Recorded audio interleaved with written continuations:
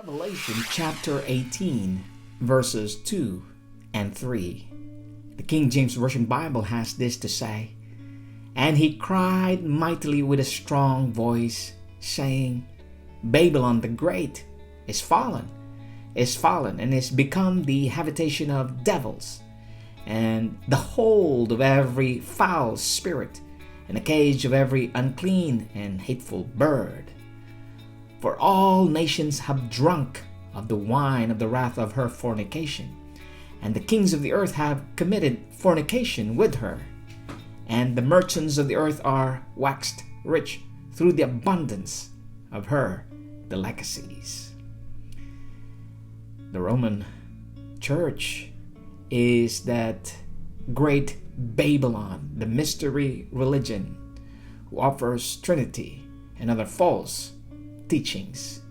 And the world wondered after this church and state union, and that all the governments and all the authorities had fallen for her fornicating teachings.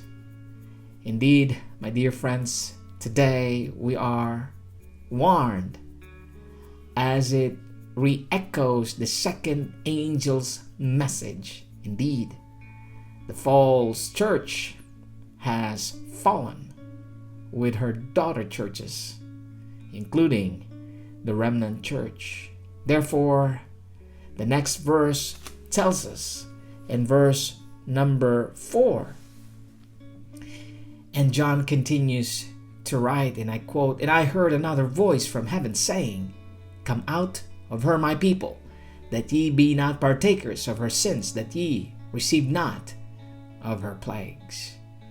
The second and the third angels' messages is the final message that is pleading for God's people to come out of these false teachings, including Trinity, Sunday sacredness, immortality of the soul, baptism of infants, praying to idols, making Mary as a mediator, co-mediator of Jesus.